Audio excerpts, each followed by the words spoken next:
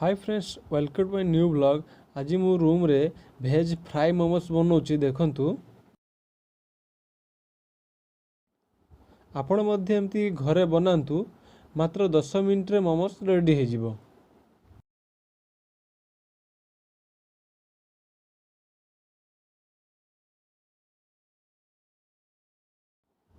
एठी हमरो चटनी भी रेडी हो सारिची।